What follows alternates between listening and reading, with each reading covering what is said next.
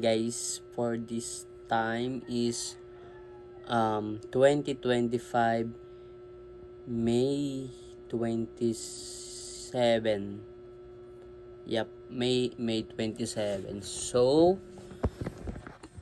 right now I'm 21 years old. Okay, sorry. Right now I'm 21 years old and I'm currently in college, but I'm already siguro magda-drop out. But ngayon nag-apply ako ng work for call center. I don't know what I'm doing on my ears. Nag-apply ako ng call center for my daily basis na may pera ako. So, I'm 21 years old, then balikan natin tong video na to sa 2030. So, ilang taon na ako sa 2030? Kung 21 ako ngayon. So, 2030. Siguro mga ano na ako nun, guys. 26 na ako nun. Siguro iba na itsura ko nun. Hindi na ganito. Parang mas mukhang matanda nga ako ngayon eh. Stress kasi. So, yun. I hope magkaroon ako ng subscribers dito sa YouTube. Like 1 million subs or 2 million subs. Depende.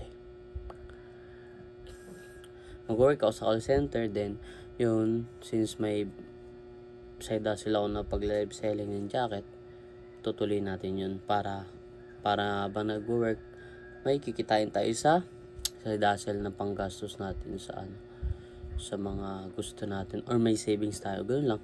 So, trabaho, galingan natin sa work para may incentive, and then siguro pag nag-boom itong pagbablog ko and then itong live selling ko, mag-quit na ako sa call center.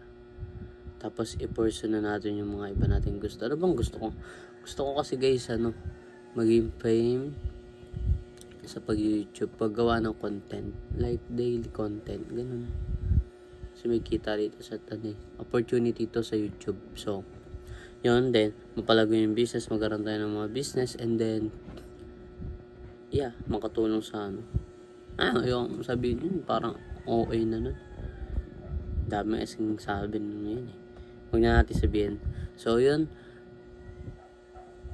basta magpa-vlog na lang ako, tapos upload ko dito sa YouTube ko nung mga happening, tapos ayusin natin yung pag-edit, tapos yung pag-post.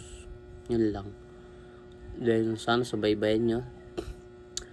Sana magkaroon ng 1M subs. Iba pa itsura ko dito guys. May mga pimples pa, pero yun, normal na yun eh. Medyo matabangan pisngi natin. So yun, kita-kits sa 2030. Ano kayang itsura natin ba? Sana di pa ako patayin nun, no? Then sana okay na tayo nun, financial, para magawa na natin yung mga gusto natin. Travel, ganun, something like that, business. Then maluwag na isip. Yun lang, kita-kits sa 2030, and sana subaybayan niyo ako. Ginagawa ko kahit ano ngayon, lahat ng pagkakitaan. Mahirap. Pero at least may work na tayo, nag-medical na tayo, mag-apply na tayo ng call center, mag-start na tayo sa June 4, 2025. Sana talaga galingan ko sa work para magka-incentive, tas makaipon, then mag-business ako. May funds ako para sa business ko. Madagdagan yung puhunan kasi ngayon medyo hirap tayo sa puhunan eh. And yes, mabila ng bahay si mama para din siya mag-abroad. Yun lang. Bye bye. Sana subaybayan nyo na lang ako guys sa daily uploads ko ha. Antayin nyo na lang. I'm 21 years old and I'm trying to figure out what is life. Hope. Sige na, bye na. Peace.